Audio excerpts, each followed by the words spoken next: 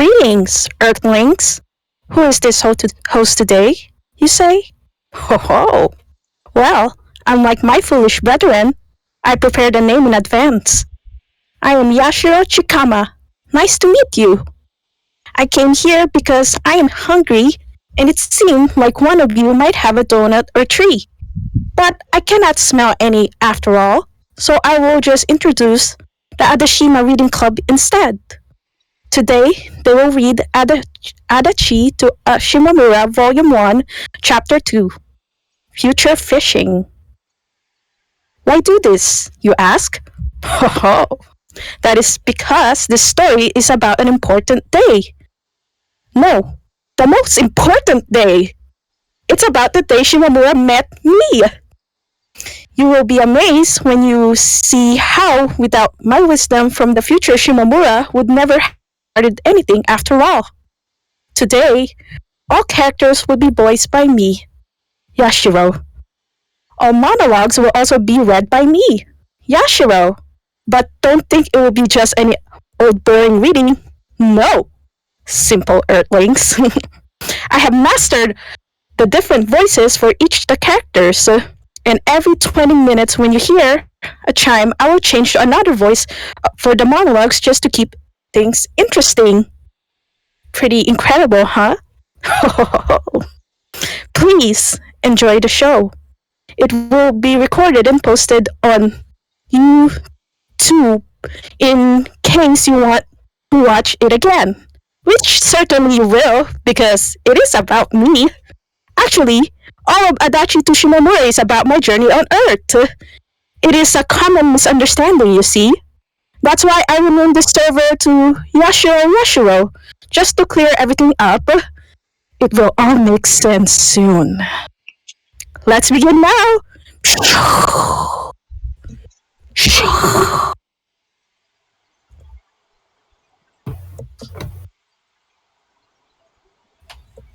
Oh, classic Shimamura. You're like a woman straight from the Shimamura nation. Sounds like a nice place. Where can I find it? I grabbed the tips of my culotte and stared at them. Did my outfit really look that much like something bought from Shimamura? Honestly, I didn't even shop for clothes there all that often. And yet, due to my name alone, everyone treated me like I'd been born there. It was Sunday, and I'd gone to the fishing pond with Hino. We had originally agreed to go Saturday, but due to the rain that day, we ended up postponing it till today. Didn't really matter to me. I had nothing else to do either way. I didn't have fishing equipment or anything with me. Hino too was dressed up like normal. I honestly had expected her to come wearing one of those fisherman vests with a bunch of pockets. If anything about her stood out, it was the large straw hat on her head. As she fiddled with its brim, a look of pride appeared on her face.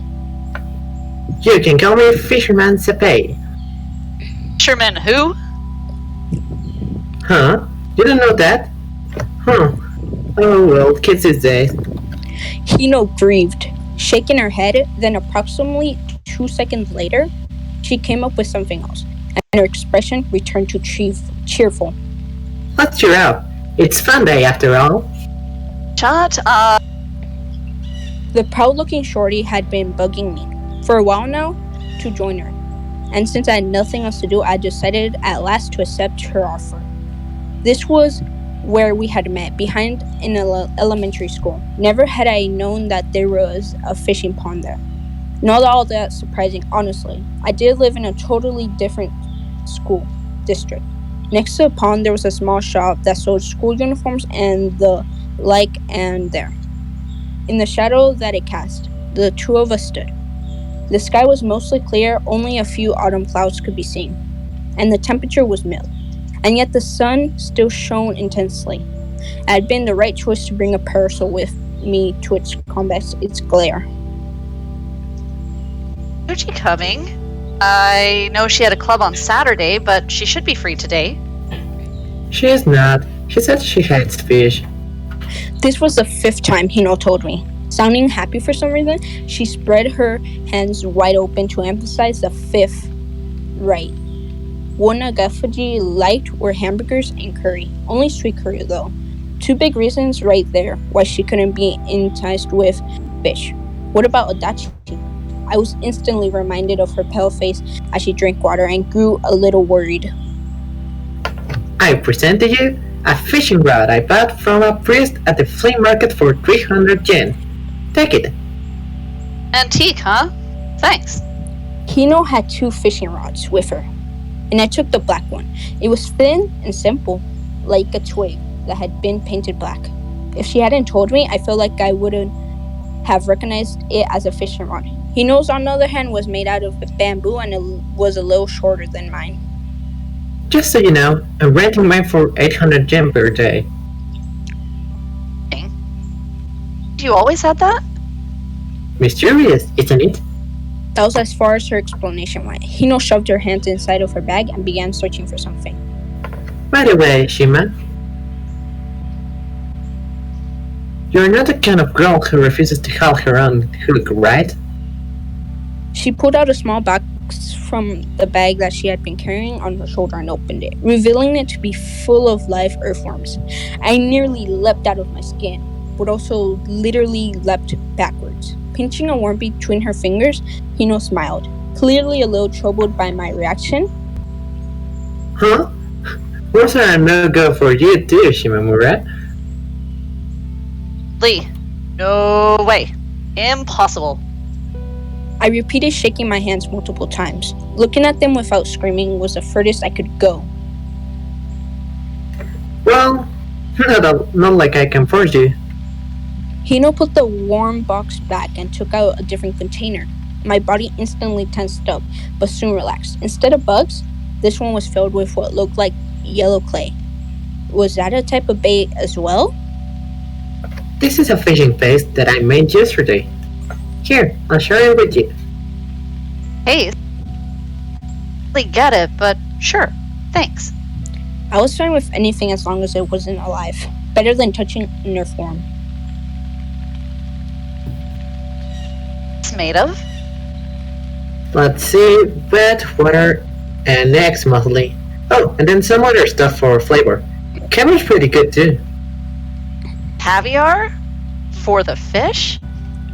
I'd rather eat that myself personally.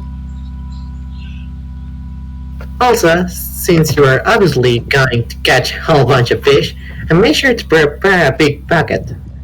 Lifting her thumb, Hino handed me a bucket made of metal. Being sarcastic were we now. After the baits had been set, the 2 of us stepped up onto the bamboo platform and had been built around the pond and began to fish. Though called a fishing pod, it would have been more accurate to describe it as big, deep puddle. It was small, which is what I'm trying to get at. Even smaller than our school's pool. From the looks of it, the water was pretty muddy though, and I couldn't see the bottom. To just jump in there and catch the fish by hand, I think.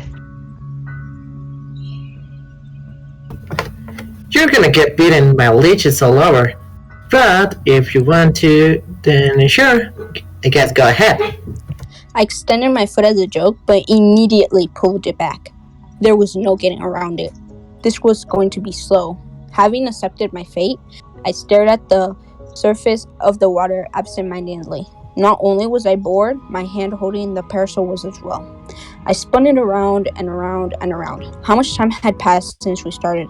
Like 5 minutes? So, what kind of person is Adachi?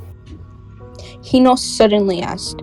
I was a little taken aback by her bringing up Adachi without any context and tilted my head slightly, as if to ask why she had done so. Kind? Like, normal? Oh, that's not an answer, Shimamu. Stop giving me weird nicknames. Although if I had to choose, I think I preferred that one. Why do you want to talk about her? Delinquents are pretty rare. I'm very interested. Hino ended her sentence with a laugh. Not only that, Adachi really did anything bad enough to be called a delinquent. She did skip class pretty often, but other than that, she was the same as the rest of us. No wild stories or anything. I did think she'd jump even higher than me at the sight of worms, though, and straight up ran away. You're like her best friend, huh? I don't really think so. Well, Adachi had said that she didn't have any other friends than me, so... Actually, you're probably right. Fickle, aren't you? Anyway, since she's your friend, I want to get on good terms with her. Huh. The fact that she made a friend means that she's not a bad person, in my opinion. I did like Right? Hino's way... Right. I did like Hino's way of thinking. How she always tried looking at things positively. But would Adachi want to be friends with her? That was a whole other question. Knowing Adachi, I could assume that she was the kind of person who preferred keeping her group of contacts as small as possible. The way I imagined her, she didn't open herself up to others. Now that was the exact same thing she had said about me earlier, but I wasn't like that, as far as I knew. With one exception of bugs, I loved all sorts of things, like staring at the sky idly or sweet things. Those I adored. Seeing Rikakuma or Mickey Mouse as well. It simply soothed my heart. Huh? Wait, none of those things are people. Let's just forget I said anything. So then, talk to me about Adachi. How much is okay for me to tell you? It's not like I know all that much myself either. Take today, for example, or any day off in general. I had no idea what Adachi was doing to pass the time. I limited myself to the inoffensive stuff, like what she liked to eat or which direction she lived in. Adachi likes water, and she mainly drinks mineral water, although it doesn't seem like she's picky about the brand. Probably because there wasn't enough different ones to be picky about. The vending machines at school only sold Crystal Geyser, so that was naturally what she drank. I see. So you're saying that Adachi is Namekian. To say, haven't ever seen her grow an arm. Also, she lives... As I had no idea what things about her, Adachi might want to stay a secret. I decided to keep the details scarce. I did wonder how this sort of basic information might possibly be of any use to her, but Hino didn't seem to mind and simply nodded back. So I tried not to think about it much. Maybe she was going to buy Adachi something she liked? Could she be domesticated with food like a wild animal? Come to think of it, I was pretty sure that Hino's stated reason for asking me to come fish with her had been that there was this weirdo who often comes to the fishing pond, and she wanted me to meet her. The fishing part was meant to be a bonus, and yet that person was nowhere to be seen. There were some other people beside us, an old man, and even an older man, but they seemed pretty normal as far as I was concerned. Maybe she wasn't coming today. Well, no big deal. It wasn't like I particularly wanted to meet her or anything. I was perfectly fine with just spending the time fishing at my leisure. At that very moment. Are the fish biting? I suddenly heard a voice behind me asking how many fish we'd caught. The rod slid from my hand and almost fell into the pond. After quickly regaining my grip, I turned around only to be shocked again. This time, it was me who almost fell into the water. Thankfully, I managed to stay on my feet somehow. Huh? I opened my eyes wide. There was an astronaut standing behind me. The suit the person was wearing was pure white, and to say that it stuck out like a sore thumb would have been an understatement. Oh, you did come today. That makes bringing Shimamura here definitely worth it. Hino didn't seem surprised at all, and instead addressed the astronaut in a friendly manner. Based on that, it seemed reasonable to assume that this was the weirdo she had been talking about earlier. Come to think of it, hadn't she also mentioned the person that person wore a spacesuit? Hard to tell. I hadn't been paying much attention.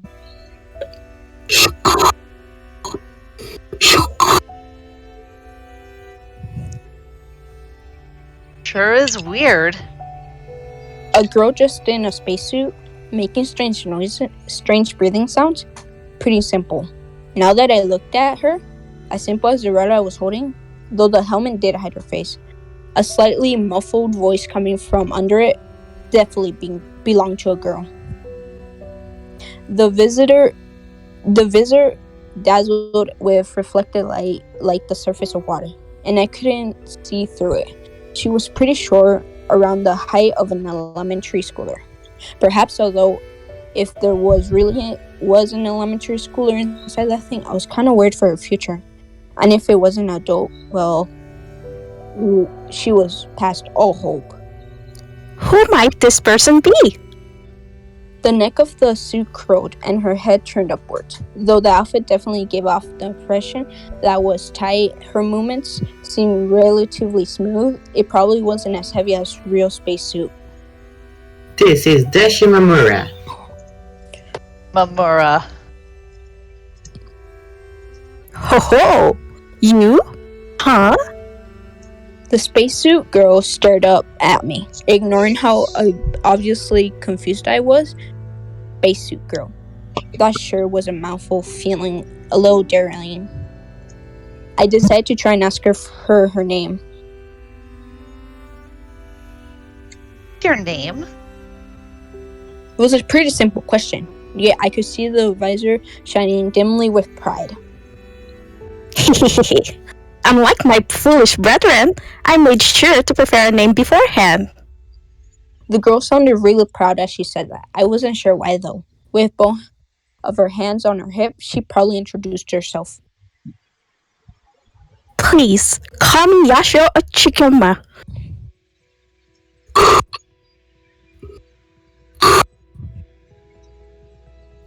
Yashiro Chikam. A weird name, although that was even weirder. Like us, she was also carrying a fishing rod on her shoulder, meaning that she was likely here to fish.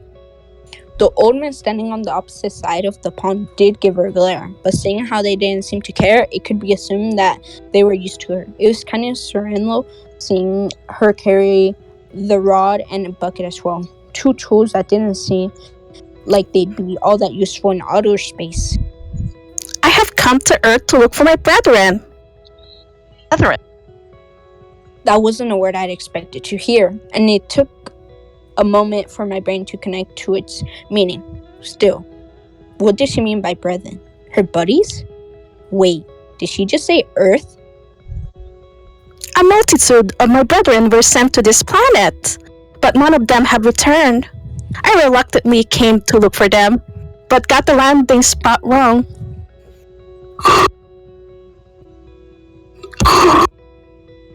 She appeared to breathe audibly. After every long sentence made sense. Just looking at her helmet made me feel like I was suffocating. Were these brethren of hers dressed like that as well? If so, finding them would be pretty quick. As I was trying to figure out what the heck I was supposed to say next, Hino gave me a shoulder tap. Well then, have fun communicating with the jet noun. Oh, I can feel a fish over there. That's what my SG writer is telling me. Muttering something to that effect to herself, Hino left me. Some part of me wanted to grab Chikama by the neck and yell at Hino to take her with her. It was then that it hit me. I realized why she had brought me with her in the first place, so that she could force me to keep this kid company in her stead.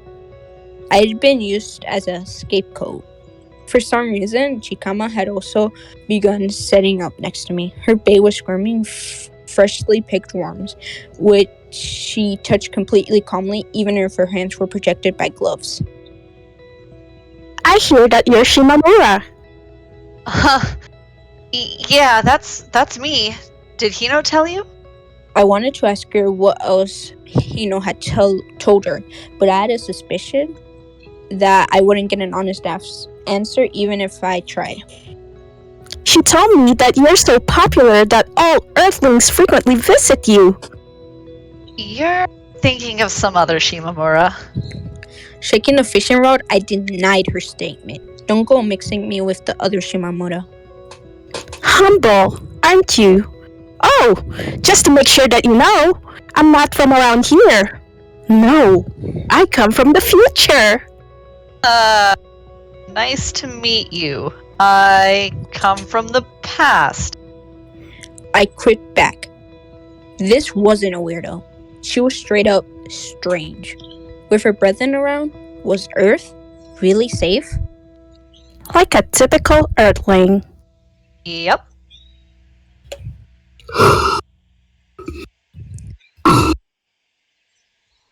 Can't you just take that thing off?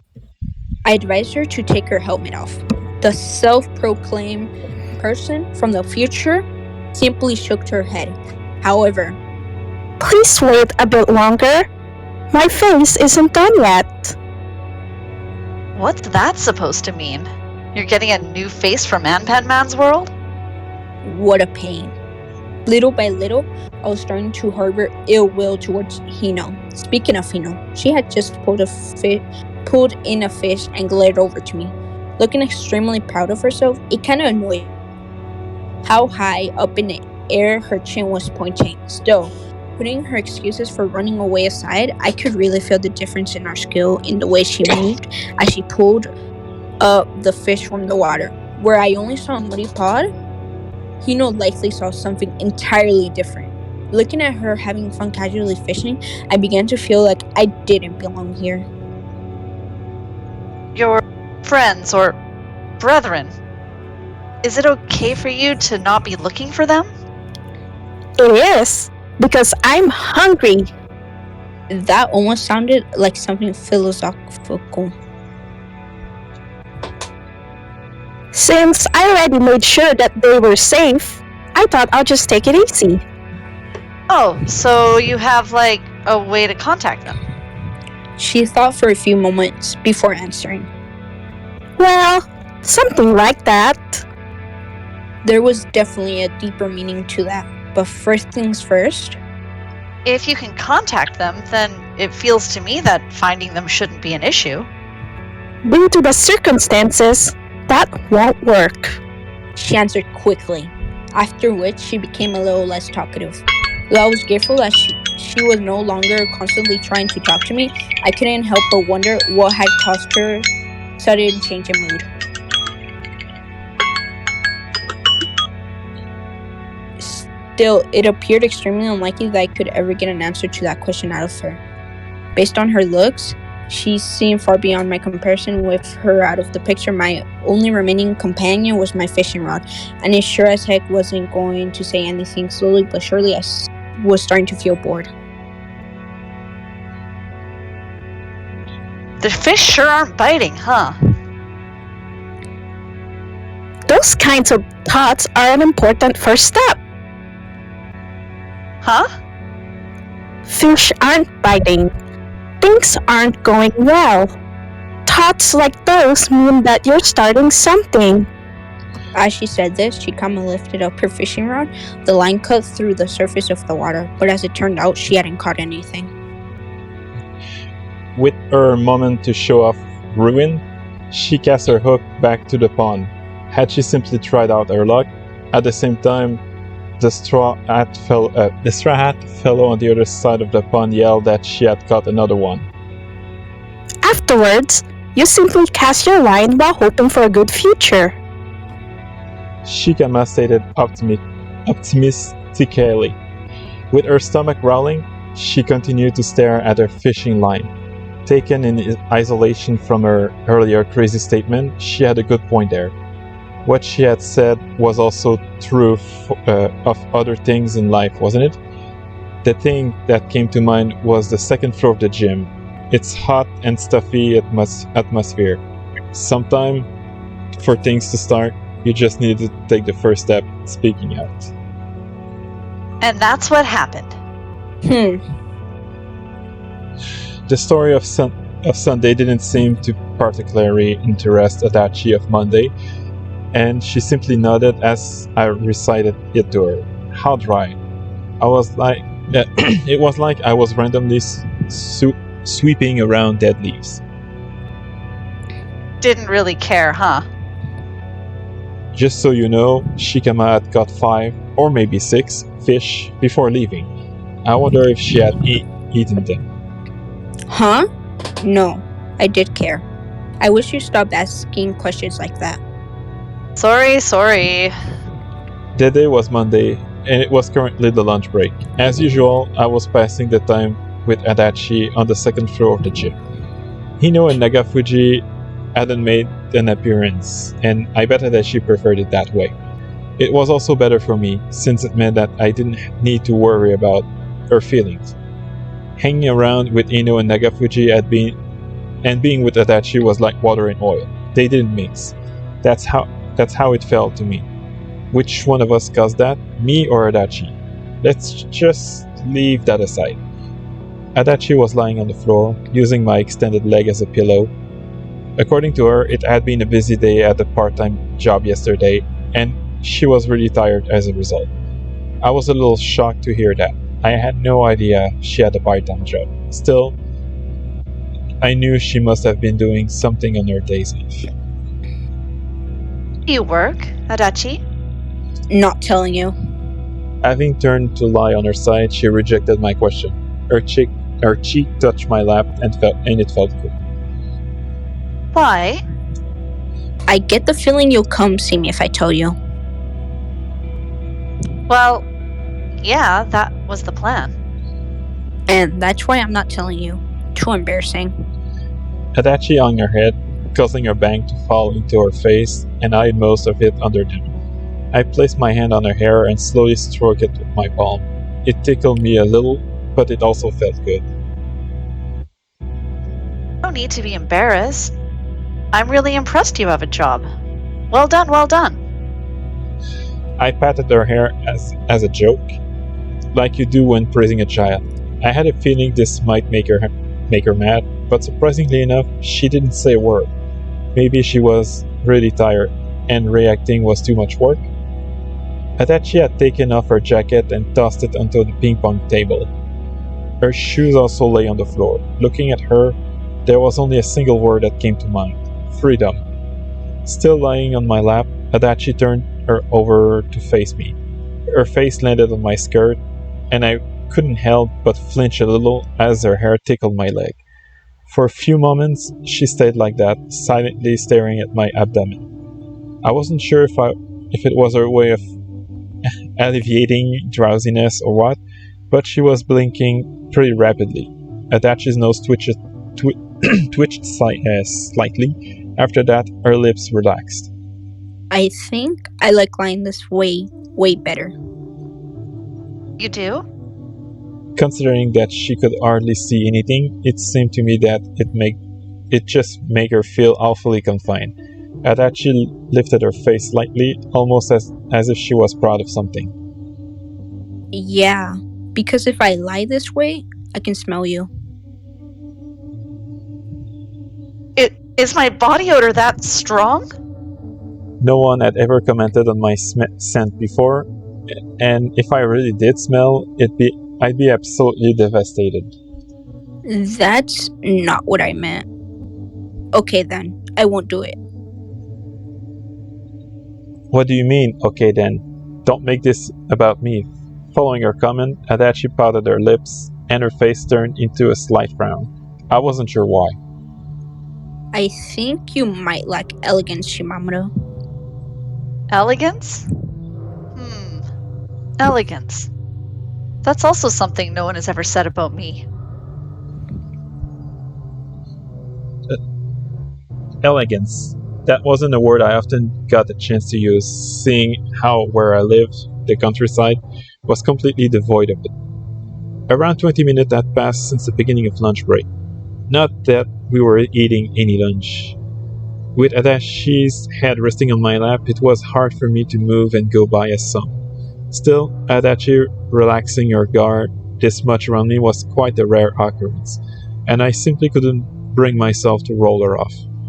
Though I had just looked at it moments earlier, I checked the clock again. The break would soon end. We'd clean up, and then, watching the end of the clock go around, my mind wandered off into the near future. Chi? Mm-hmm. She responded with what sounded like a purr, still lying on my lap, stroking her hair, I tried asking her to follow me. What would you say about sitting through the afternoon classes with me? Adachi lifted her head. She placed her arm on the floor and pushed herself up. Fiddling with her hair, she cautiously looked at me in the eye. Where is this coming from? Oh, I was just thinking about how many days of school there are left. I guess what I'm trying to say is, I'd prefer it if neither of us got held back. I didn't know if you would be placed in the same class, but even if you weren't, that would easily be less awkward than having Adachi one grade below me. Then again, I hadn't actually counted days or anything, so it might already been too late. I'd been thinking about suggesting this to her for a while now. The order of things here, skipping class, meeting Adachi, and then proposing something like that, definitely felt like it was backward. But with there being a real possibility that she might have to repeat a year, I couldn't just sit back and watch. I wasn't paying for school with my own money, heavens no. As such, I could easily see my parents kicking me out of the house if I ever had to repeat a year or something. Though they were hands off most of the time, that only made them stricter when it counted. Well... Scratching her cheek, Adachi turned her head and looked around the second floor. Having taken in the atmosphere and scenery, she once again rested her head on my lap. Had she taken a liking to it? I guess it won't hurt doing it every once in a while. Her statement wasn't all that persuasive, considering she was still lying down, but it also wasn't a refusal. She had said every once in a while, which meant that there was a possibility that she would choose not to come tomorrow. But even so, for some reason, my heart was filled with relief. It felt like I had managed to ventilate the stuffy hair in the gym just a little bit. Let's go somewhere once school's over, Adachi said, having lifted her hair. Her voice was much clearer now that she had actually taken while facing me. Do you have any plans? Are you going somewhere with someone? No plans today. Well, most days I don't. I see. As if relieved by my answer, Adachi lowered her head back on my lap. My legs were starting to get a little numb, but who cared? Still, going somewhere with Adachi was quite the rare occurrence. Most of the time, she left before school ended. Well then, how about we go check out the place where you work? I told you already. I don't want to. She grumbled in response and turned over on my lap. She was like a little child, embarrassed that their parents were coming to visit their classroom to see how they were doing. At the same time, I could understand how she felt. I would probably have been embarrassed too if I was in her position. School was functionally its own world, so having its atmosphere be forced on you outside of it was bound to leave you perplexed. This was also where those who wish that they could live their whole life in school. Let's just leave that topic aside. I also wanted to catch a good future, and for that to happen, the first step was to start fishing. Obviously not inspired by the fishing enthusiast from the future or anything silly like that, I went ahead and cast my line toward Adachi. The catches today were pretty good, huh? Watching Adachi lie on my lap, not making any attempt to move, I was reminded more of a dog than a fish. She suddenly had taken a liking to this. We received some stares from our fellow student as we entered the classroom. Which one had surprised them? The fact that Adachi had come to class, or that I was with her? Probably a mix of the two. We were both treated as delinquent after all. Yawning, Adachi looked around the classroom. Had she perhaps forgotten where her seat was? Adachi sat on the front row on the corridor side, whereas I was in the third row next to the window. They were on the exact opposite side of the classroom, and so we parted ways immediately after entering as we went to take our seats. Having sat down, I started preparing for the upcoming class. What did Adachi have? Did Adachi have the textbook with her? Thinking this, I glanced at her, only to see that she had already taken it out. From the looks of it, she kept them all stored in her desk. Adachi had placed the book, and nothing else, on the table. Next to it rested her elbow, propping up her chin. Keeping that pose, she turned her gaze toward the windows, most likely to look at me. Our glance came too suddenly for me to dodge, and our eyes met. I was a little startled, and by the looks of it, so was Adachi. We sat there, staring at each other. It was difficult to look away. Using our eyes, we asked each other, "What do you want?" at least 10 times. That's what it felt like, anyway. Being the one who had looked first, it made sense that I should answer that question. Still, how exactly was I meant to convey my answer to her? It wasn't like I could just start yelling across a classroom. I decided to try pointing at my own textbook. Would this be enough for her to understand the meaning of my stare?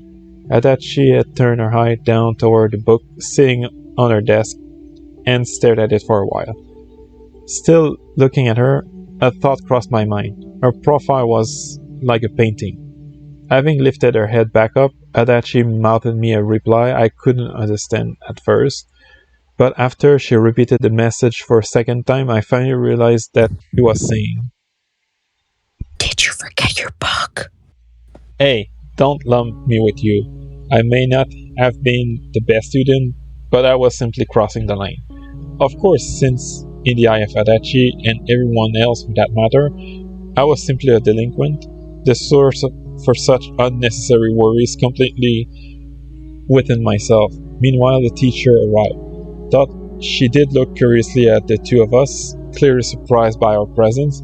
She didn't say anything about it, and she simply walked over her desk in silence. The class then began. How long had it been since we last sat in a classroom together? Adachi had definitely been around more during the first semester, but back then I hadn't been paying attention to her. Still, looking back to it with the knowledge I now possessed, there had definitely been something strange about her. Knowing that we'd end up in another awkward situation if our eyes were to meet, I did my best to look into Adachi's direction. This actually led me to behave like a good student. I had no choice but to follow what the teacher was writing on the blackboard. My eyes and hand moved automatically, and my idle mind continued piling up endless questions in an attempt to fight back against boredom. Which one of us was making it so the gap between us couldn't be closed, me or Adachi?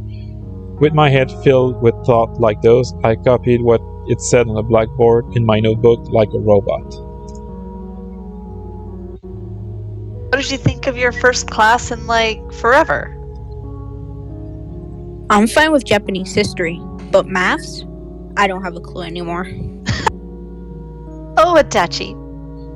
I must have taken far more classes than Adachi, so why was I in the same boat as her when it came to math? Well, simple. I was more suited for the liberal arts. Japanese, fluent. After school ended, I left with Adachi as I had promised to do. Once again, there wasn't much in her bag. Shimamura, did you notice that everyone was staring at you? Adachi said, looking over at her shoulder at the classroom we had just exited. I hadn't really noticed, but it definitely sounded plausible.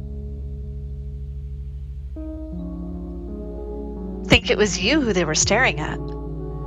Nope. Definitely you. She asserted. And how did she know that? Must be because you're so pretty. Huh?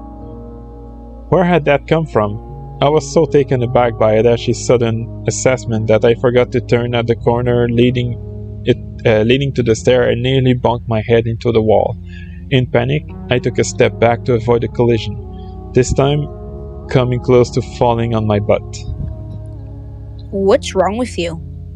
Adachi asked, tilting her head with her foot firmly planted on the first step of the stair. Come on, you know this was your fault. Sorry, it's just no one has ever called me pretty before. Beautiful, on the other hand, I had heard from my relative as a compliment. Really? You don't have a boyfriend or anything? Nope. Never one. Judging by her reaction, something about my response bothered Adachi. Her face was blank, but pointed slightly upward. All guys must be blind then. Really? I would have thought it was the opposite. Still, I felt flattered and decided not to say that out loud. By the way, where are we going? I'm kinda hungry, since we didn't have any lunch. Alright, so somewhere to eat then. Adachi rubbed her belly through her uniform. Then, after taking a quick look around, she replied, I'm in the mood for something simple. Like donuts? Donuts, huh?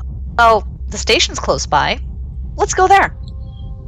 I pointed forward, and we exited the school building. It was a pretty long walk to the station, but I wasn't opposed to it. We walked silently side by side. It was when I reached the school gate, and Adachi was still with me, that I noticed something was off. Like, I didn't come to school with it today. It's being repaired. Though Adachi tried to play it cool, I knew that she lived quite far away from school. really? Even though she had to walk, the delinquent came to school. Well done. I praised her jokingly. As I did, Adachi stared at me, completely serious. She pulled her shoulder together, as if her entire body had stiffened up, and opened her mouth. I thought you might come. She muttered, or rather spoke firmly. Oh, I answered back, awkwardly. What she had said wasn't all that different from straight up confessing that she came to school just to see me, and she had said it straight to my face. Having perhaps realized this herself due to my reaction, a faint blush appeared on Adachi's face, or maybe it only seemed that way to me. Either way, something about this atmosphere felt rough against my skin. What was that something? Maintaining that feeling of stiffness, different from awkwardness, we drifted toward the station. We entered the cheap-looking two-storied building swarmed by countless people, some of them wearing school uniform, and then the Mr. Donut located directly to the left of its entrance. As it turned out, however, the store was crowded with students having returned from school by train, as well as other customers, of course, leaving us nowhere to sit. Furthermore, the line to the register was absurdly loud. this place is pretty popular, huh? I asked Adachi and gave her a glance over my shoulder. As I did, I at last saw her laugh. Deal. I like the smell of sugar. She said, sniffing the sweet aroma that filled the store. So sweet, in fact, that just smelling it made me foam. Like insects gather around flowers. I don't really like that example. Adachi frowned at my comparison. It seemed that she wasn't a fan of bugs. Knew it. Part of me felt relieved that we had finally spoken to each other after all the time we spent in silence. What do you want to eat, Shimamura? The usual atmosphere was back, and so was the liveliness of Adachi's voice and movements. Walking here together had been like two stone statues trying their hardest to move, and so her acting like that was, in a way, fresh. I'm always bad at choosing, but I think I'll go with Angel French. Oh, and I'll buy 2 more to give to my little sister when I get home. Though I never knew what to pick, a lot of the time I ended up going with this one. As it turned out, it was also the kind of donut Mom used to buy me when I was little. So perhaps there was some sort of psychological imprinting at play here. You too, Shimamura? Adachi said, pondering. From the looks of it, she had been planning to buy an angel French as well. What's troubling you? That we're going to pick the same thing. And is there a problem with that? I think I'll go with this after all. Adachi chose a honey dip from the brow below. Did she perhaps dislike matching with others? Standing in line, Adachi spoke to me, holding the tray that carried our donuts. Are you going to class tomorrow too? I was planning to. Don't want to be known as someone who gives up immediately. I see. It wasn't like I didn't miss the second floor of the gym. Besides, we definitely hung around there again. Smiling at Adachi's blunt response, I looked at her and spoke. Would you, Adachi, not join me? I purposefully made my tone sound theatrical. Adachi was taken aback slightly, but after a few seconds, she replied with a smile. Well, okay. Just a little bit more. Surprisingly enough, she didn't have any objections towards going to class. It wasn't like either of us had any particular reason to skip class. As such, once we were actually there, sitting silently in the classroom came to us naturally. After waiting for what felt like an eternity, we finally paid our purchases and exited the store. Then, leaning against the side of the nearby escalator, we began eating. Adachi opened the bag and handed me my angel French, using a paper napkin to pick it up. I thanked her, accepted, and segmented into the chocolate part. Having not eaten anything besides since breakfast, the sensation I felt as the sweet chocolate touched my tongue was quite intense. My lips contracted, but in a unique way, not quite like when eating something sour. Still, the taste was delicious. Heavenly sweetness wrapped my tongue into it. Adachi, on the other hand, tore off a small piece of her donut and placed it in her mouth. She was eating it like bread. However, while doing it that way might look more elegant, it also covered your fingers in sticky sugar, which was why I prefer biting it directly.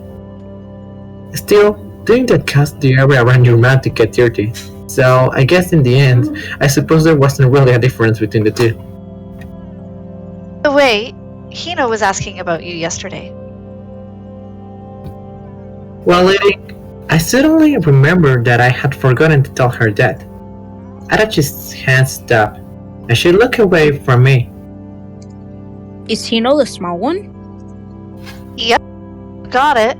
She said she wanted to get on good terms with you.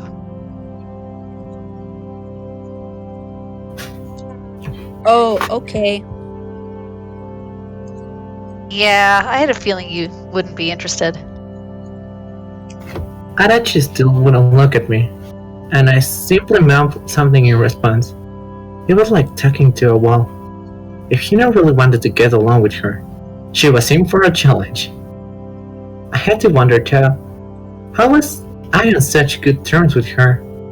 As one's own personality was something beyond one's grasp, I had no idea what about me had caught her interest.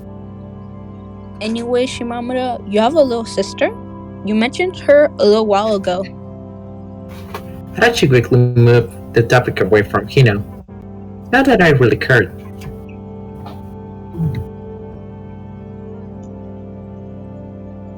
How old? Grade. My folks treat her like she's still in kindergarten, though. Speaking about Mom, her behavior seemed to change completely depending upon if she was at home or outside of it. I heard that she used to be a straight A student back in school, and yet, despite having long since become an adult, she still threw special martial arts moves against her older sister whenever she came over to visit. The way she altered her behavior kinda resembled Adachi, didn't it? A little Shimamura. Huh. I bet she's cute. She's not being a cheeky brat or kicking me.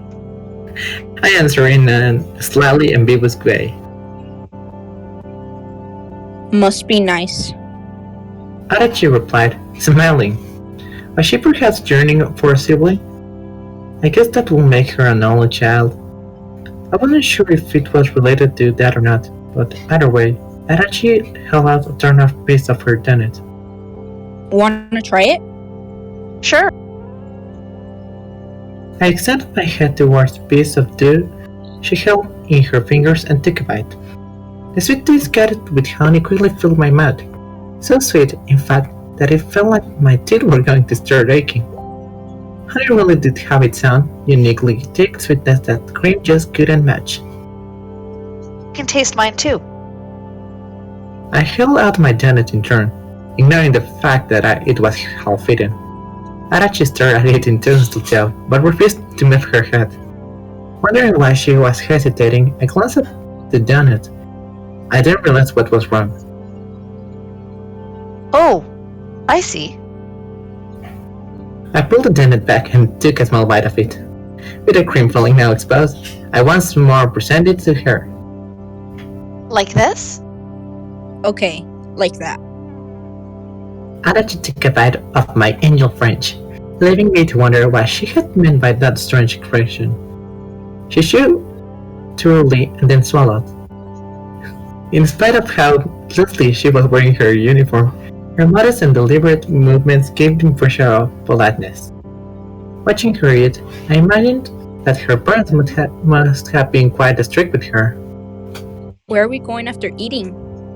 Adachi asked, wiping sugar stains off her mouth. This station had many establishments meant for salarymen coming from work who wanted to drink, but few for us. There were grocery stores, bakeries, and even an MLS burger on the first floor. All places that sell food. Well, there was a Matsukiya deeper in, but I didn't have any specific interest going there. I don't really see the station often. It's way different from Nagoya, that's for sure. Still, Nagoya's a pain. Too many people. This is just the right amount for me. Adachi said, laughing. Agreeing with her with the first half of her statement, I tossed what was left of my donut into my mouth. As I now had to wait until Adachi was done eating, I quickly spaced out. Back then, I was in elementary school. He had been waiting on my report card that I was an absent-minded child. I hadn't changed much in that aspect, and even these days, it didn't take long for a man to wander off whenever I had free time. I let my senses take over and lazily extended my limbs, without any particular preference where they land. I really like movements like this, just relaxing and letting myself sink into the world of imagination. A possible implication of this was that I prefer being alone. Being with someone else meant not being allowed to point your senses inwards. I'm done. Adachi wiped her hands and stood up. I was a little jealous of how light her back seemed. Okay, so, shall we go? We began walking with our destination still unknown. Our legs moved on their own, guiding us towards the station entrance. Had I been by myself, a logic would have spaced out, wander around aimlessly, and then go home as my feet got tired. However, Adachi was with me now. Not wanting to offend her, I forced my brain to stay active. A pretty rare occurrence, me working this much. In a way, pain and being a human went hand in hand. Things that you couldn't comprehend, things that were tedious, the effort it took to mend and demolish all the complexity that arose with relationships. And yet, in the crevices of all those negative aspects, there lay scattered bits of happiness. Like accidentally finding a small ball you'd lost when you were a child. A better future. That's what I wanted to believe that meeting Adachi had been. With thoughts like that flowing through my mind, we exit the station. Then, after a few steps, squeeze. I tried to speak, but I was far too astonished and no sound came from my mouth. Adachi, standing beside me, had grasped my hand. Having not anticipated in the slightest, I froze my tracks and turned around to look at her. Our eyes met, and I could see Adachi anxiously trying to gauge my reaction. She didn't look away. Had Adachi, for instance, noticed that I was about to wander on the road and grab my hand to stop me at the last second? It didn't seem like that was the case. Oh, if you don't want to, I'll let go. I'll let go right away. She spoke rapidly, almost as if in a panic. I couldn't help but get a little flustered too, and my eyes moved away from her. I looked at the station, the front next to it, then a sign telling that the flying junction was under construction. No, it's fine. I was just surprised. I had thought that she'd been a pickpocket who had accidentally grabbed my hand instead of my bag. That, or a pushy guy trying to pick me up. Anyway, it made me feel relieved knowing that a random stranger hadn't just taken my hands, and yet I hesitated asking Adachi why she had done so. No matter how you look at it, holding hands was excessively close. I could feel my legs getting shaky. It was pretty strange how I had been more okay with her using my lap as pillow, but I digressed. Should I stop? No, it's fine. Let's keep moving. I couldn't bring myself to shake her off. Sometimes I even took other people's feelings into consideration. I gripped Adachi's hand back and began walking. Feeling extremely self-conscious, I purposefully puffed out my chest and extended my back. I knew that if I didn't force myself to do so, I would have been cowering like a cat, trying to hide from the gazes of those around us. Though Adachi's lack of warning had definitely caught me off guard, doing something like this wasn't necessarily unheard of. Maybe not in school, but outside of it, I had definitely seen girls walk around hand in hand, or arm in arm. Of course, seeing others do it was one thing. Now, doing it myself, I felt pretty weird. Not that I'd even had the opportunity to hold someone's hand since the sports day in elementary school. Adachi's hand was very soft, which also made it a bit difficult to relax. You're surprisingly affectionate, Adachi. I'm not. Her reply sounded strangely assertive. It seemed like that even Adachi wasn't all that confident in herself. Staring at the road, she squeezed my hand tight. It felt so awkward having her behave this way. Lee is surprising. I restated, showing just how strange a situation I found myself in was. It wasn't at all the kind of failure I'd been thinking about violating that donut. It's not really surprising. To me, though. Well, obviously, Adachi had been the one to grab my hand. After all, it would have been a real mystery if even she herself had found it strange. As we continued walking, I found myself unable to focus on anything other than the fact that we were holding hands. Was it just how Adachi lived her life? Always holding someone's hand? We had never walked together before this, so maybe she just hadn't had a chance to hold mine. Was that it? There definitely were people like that out there, who do that because they wanted to feel the touch of another person. Or maybe Adachi was actually into girls? No, probably not. Probably. For some reason, I wasn't able to look at her face and I could only stare forward. But regardless, still, what would I do if that happened? If Adachi said that she loved me? Really, what will I do? Where are we going, Shimamura? I don't know. Do you have anywhere you want to go, Adachi? I'm fine with going wherever you want to go. This was quite a difficult situation, as we were both the kind of people who lacked the will to choose for themselves. We ended up pushing the responsibility onto each other. As Adachi seemed like the more mature one of us, I wanted her to resolve this. We were like a pair of lost children, wandering around somewhere unfamiliar. Where was the doggy cop take us home? Adachi's finger twitched.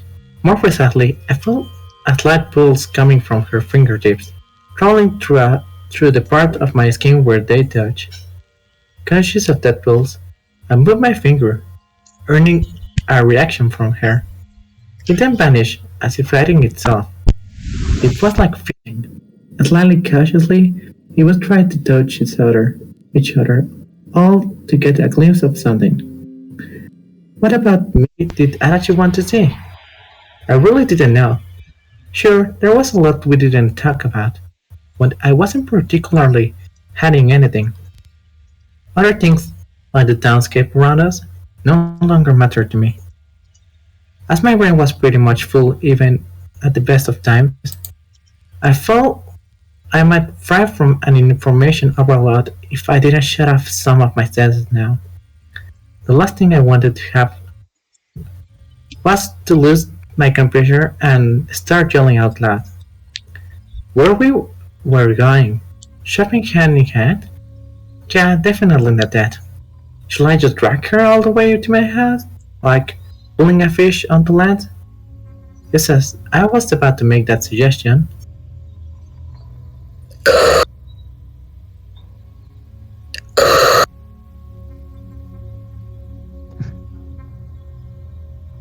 I heard a certain cry.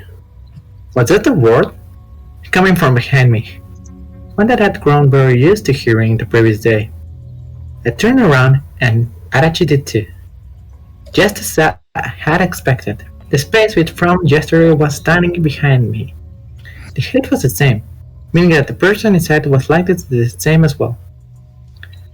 To how the city might have been small from a global perspective, it definitely wasn't when you actually walk around.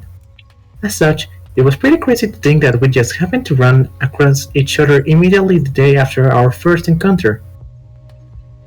The suite's blue visor shone dimly, and as it shook, it seemed like it was filled with stars made of water, moving all around. Hello? Oh, hello! She bowed her head politely, and I quickly did the same. I saw you, so I thought I'll call you to you.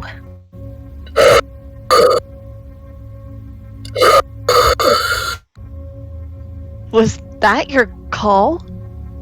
Talking while bewildered really wasn't good for my stomach. Also, I had to realize, but at some point, Adachi had pulled her hand away. Now holding her arm tight against herself, she stood a small distance away from me. Did that slight bit of red I saw on her nose indicate that she was blushing? Despite all the time I had spent walking around town with her, I still didn't really understand what was going through Adachi's mind.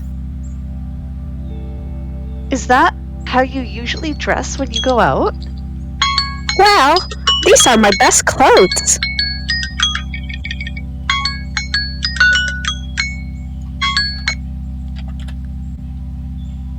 Perhaps her only ones. It seems like talking with her was drawing attention to me from the people around us. Not that I really cared. I wasn't sure if it was due to earlier hand-holding and trying to hide my embarrassment or what, but I felt strangely active. I attempted to place my hand on her helmet, causing Chikama to panic and hastily retreat. She kept her distance from me as I wiggled my fingers, but the moment I retracted my hand, she hopped back to me.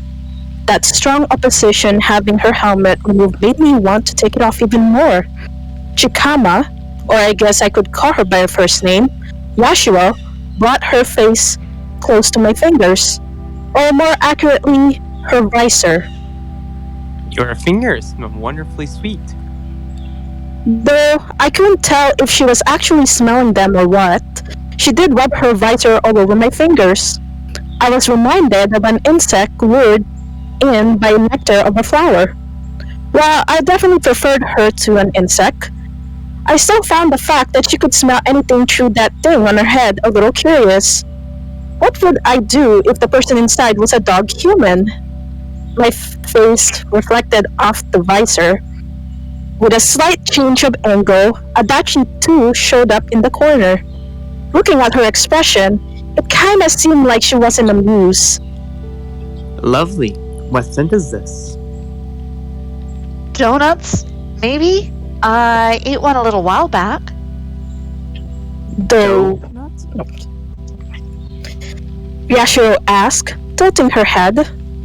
With her head still tilted, she turned her helmet towards the paper bag I was holding. I had a really bad feeling about that, and began pulling it back. As I did, however, Yashiro's hands moved, matching the movements of the bag.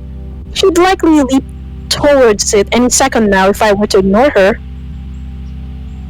So, what exactly are you doing?